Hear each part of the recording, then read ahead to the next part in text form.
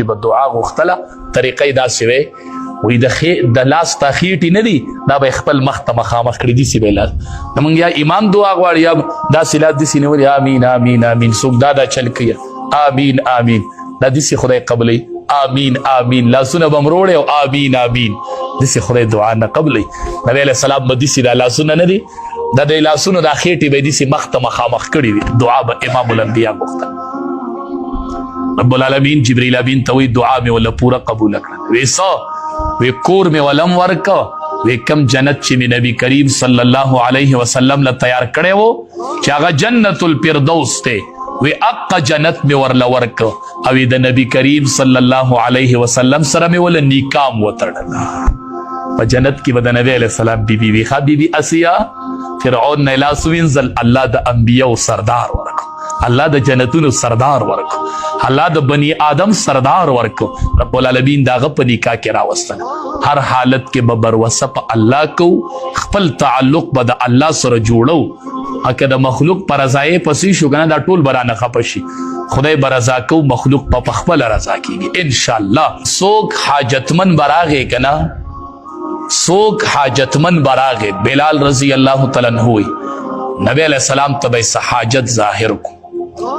نو چې سبنو نبی علیہ السلام به ماته ورشه د پلان کې نه قرض رواله چې وس د حاجت پوره کو بیا به اغلو دای معمول حاجتمن براغه تش لاس پینلې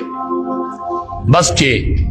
ورشه د پلان کې نه قرض رواله او د ورکه چې د حاجت پوره شی بیا به اغلو ورکو دا معمول د دواړو جهادو د سردار. بلال رضی الله تعالی عنہ فرمایي یو يهودي راغی ما ته وی چې ته قرض رالی نو ما نه راله چې څه ضرورت بس ما ته وایې زه به در کوم هغې سړي لی ورکوئ او مونږ یې په منصوبه پوه نو مونږ وی چې دا د احسان کوي مالدارو وی چې څه پکارېږي نو د بل چا نه مه غواړئ او ما له راځئ او زه به دله در کوم او ورله ورکوئ. ما نبی علیه السلام ته وی چې صحیح ده بس د ده نه راله. بلال رضی الله تعالی عنہ فرمایي وی دا هغه مونږ ته ډیر سامان او ډیرې پیسې جمع شولې مونږ ته خو پته ونه یو ورځ راغی ما پسې میاشت اخیرو 3-4 ورځې په میاشت کې پاتې وي ما ته وی په تاسو زما قرضه اوړېدلې ده او که د میاشتې په اول کې د قرضه را نه کړه نو خیر به دې نه وي. ما وی چې دا خدای مونږ سره احسان کوي دا د مونږ خلاف یو دغه جوړوله چې زه بدنام کوم.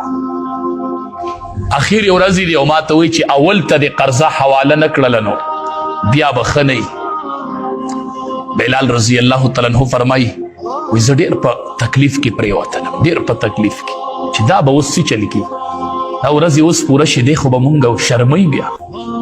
خپله قرضه به غواړي چې بیا به څه چل کوو مونږ ته خو پته نه وه چې دی به داسې په یک مشت ټولې هر څه غواړي په یو ځای. خدا یاد ساتئ څوک چې د مسلمان سره ښېګړه کوي که نه او د ده په مال کې د بل برخه